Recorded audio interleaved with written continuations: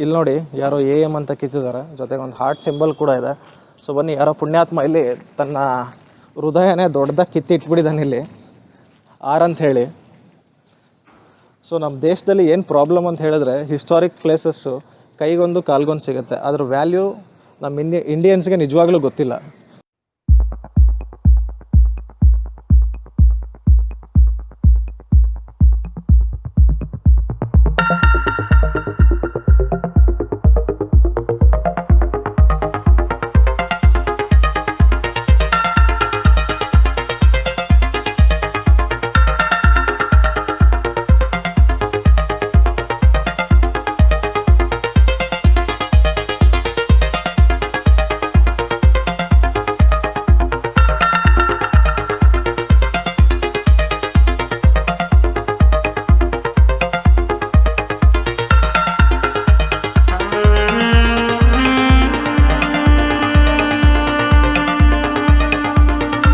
Welcome to one life.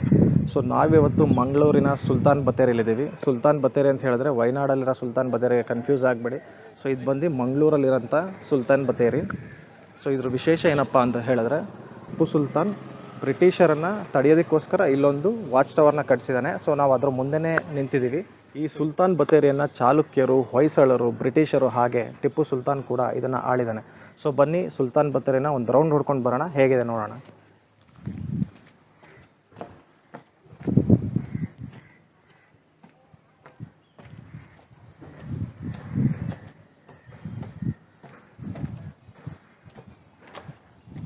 ಬನ್ನಿ ತೋರಿಸ್ತೀನಿ.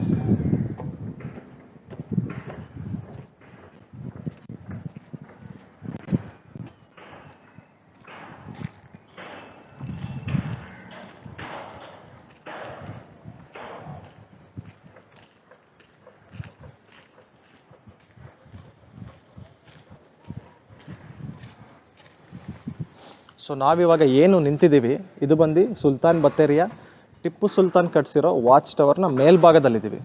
So ನೀವಿಲ್ಲಿ ನೋಡ್ಬೋದು, ಸಮುದ್ರದ ಒಂದು ಕಾಲುವೆ ಇದೆ.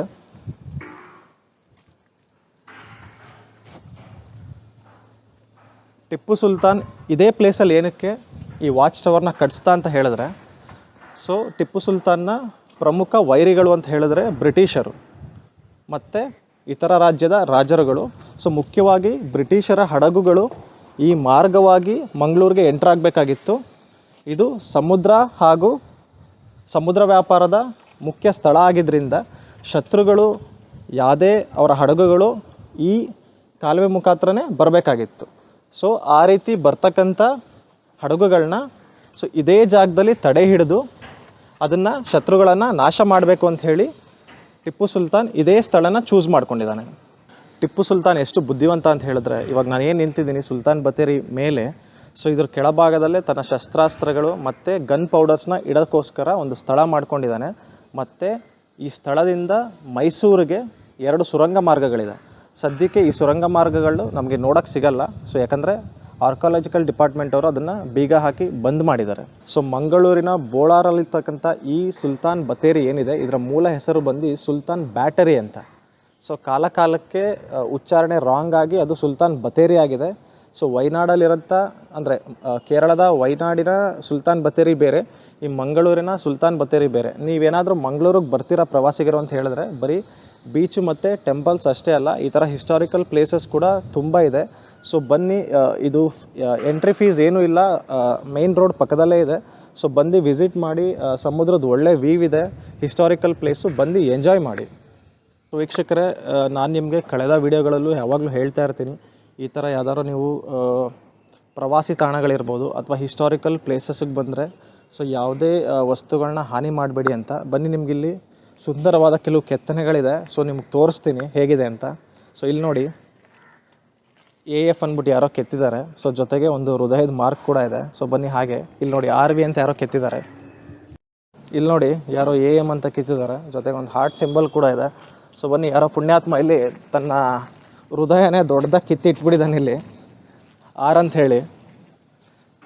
ಸೊ ನಮ್ಮ ದೇಶದಲ್ಲಿ ಏನು ಪ್ರಾಬ್ಲಮ್ ಅಂತ ಹೇಳಿದ್ರೆ, ಹಿಸ್ಟಾರಿಕ್ ಪ್ಲೇಸಸ್ಸು ಕೈಗೊಂದು ಕಾಲ್ಗೊಂದು ಸಿಗುತ್ತೆ, ಅದ್ರ ವ್ಯಾಲ್ಯೂ ನಮ್ಮ ಇಂಡಿಯನ್ಸ್ಗೆ ನಿಜವಾಗ್ಲೂ ಗೊತ್ತಿಲ್ಲ. ಸೊ ಇದು ನೋಡಿ, ಇದು ಎಷ್ಟು ಹಾಳು ಮಾಡಿದ್ದಾರೆ ಅಂತ ಹೇಳಿ. ಸೊ ಇಲ್ಲಿ ಬನ್ನಿ, ಸೊ ಇಲ್ಲೆಲ್ಲ ನೋಡ್ಬೋದು ನೀವು.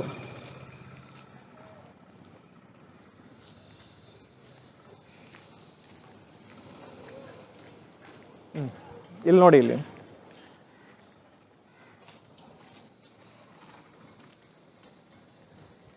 ನೋಡಿ, ಯಾರೋ ಧೀರಜ್ ಕುಲಾಲ್ 02 ಅಂತೆ. ಸೊ ಪ್ರೀತು 69 ಅಂತೆ. ಕೆಟ್ಟ ವರ್ಡೆಲ್ಲ ಕೆತ್ತಿದ್ದಾರೆ. ನಾನು ನಿಮಗೆ ರಿಕ್ವೆಸ್ಟ್ ಮಾಡೋದಿಷ್ಟೇ, ಈ ಥರ ಹಿಸ್ಟಾರಿಕಲ್ ಪ್ಲೇಸು ಅಥವಾ ಟೂರಿಸಮ್ ಪ್ಲೇಸಸ್ಗೆ ಬಂದರೆ ದಯವಿಟ್ಟು ಈ ರೀತಿ ಕಚಡ ಕೆಲಸಗಳು ಮಾಡಬೇಡಿ. ಸೊ ದಯವಿಟ್ಟು ಈ ಥರ ಹಿಸ್ಟಾರಿಕ್ ಪ್ಲೇಸಸ್ನ ಹಾಳು ಮಾಡಬೇಡಿ. ಮತ್ತು ಈ ನಮ್ಮ ವಿಡಿಯೋ ನಿಮಗೆ ಇಷ್ಟ ಆಗಿದ್ದರೆ ದಯವಿಟ್ಟು ಸಬ್ಸ್ಕ್ರೈಬ್ ಮಾಡಿ, ಲೈಕ್ ಮಾಡಿ, ಹಾಗೆ ನಿಮ್ಮ ಫ್ರೆಂಡ್ಸ್ಗೆ ಶೇರ್ ಮಾಡಿ. ಧನ್ಯವಾದಗಳು.